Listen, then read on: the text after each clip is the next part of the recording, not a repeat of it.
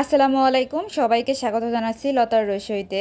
আজকে আপনাদের সাথে শেয়ার করব পারফেক্ট একটা দুধ চা রেসিপি। রেস্টুরেন্টে গেলে আমরা যেরকম মজার একটা চা খাই সেরকম চা কিন্তু অনেকেই ঘরে বানাতে পারি না।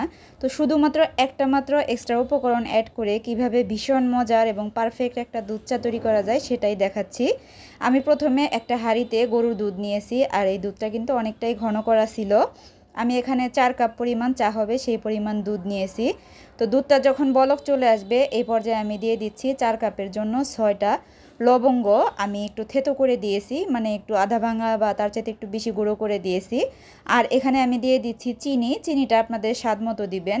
আমি এখানে 4 কাপ চায়ের জন্য 2.5 চা চামচ পরিমাণ, মানে 2 চা চামচ আর হাফ চা চামচ পরিমাণ চিনি দিলাম। মিষ্টিটা অবশ্যই নিজেদের পছন্দ মতো খাবেন। এখন নেড়ে চেড়ে সব কিছু ভালোভাবে মিশিয়ে নিচ্ছি। চা বানানোর সময় প্রথম দিকে যদি আপনি চিনিটা দিয়ে দেন তাহলে সবচাইতে ভালো হয়, কারণ চিনিটা দেওয়ার পরে দুধটা কিন্তু অনেকটাই পানসে হয়ে যায়, সেটা যতটাই ঘন হোক না কেন।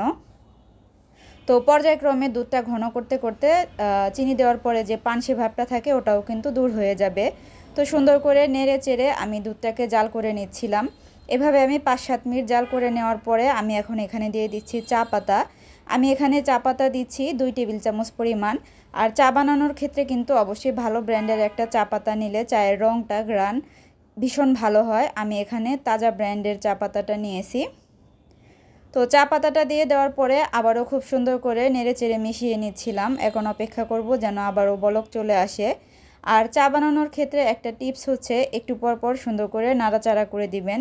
এতে করে কিন্তু লিকারটা খুব সুন্দর মতো বের হয় আর চাটাও খুব খেতে মজা হয়।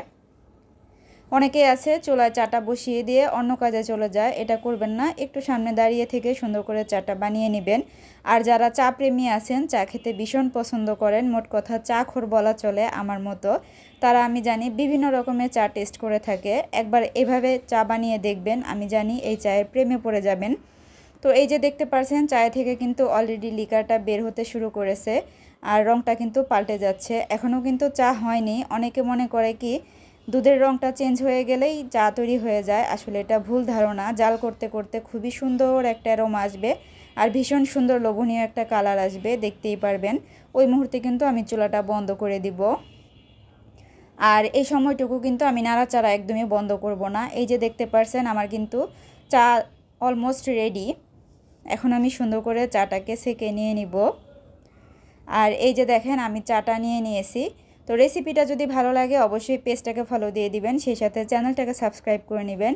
আর অবশ্যই ফ্রেন্ডস অ্যান্ড ফ্যামিলির সাথে শেয়ার করে দিবেন। চায়ের কালারটা দেখে অবশ্যই বুঝতে পারছেন এটা কতটা মজার হতে পারে আর একদম পারফেক্ট। তো আমি আমার বাচ্চাদের সহ কিন্তু ব্রেড দিয়ে চাটা এনজয় করছি। সবাই ভালো থাকবেন। আল্লাহ হাফেজ।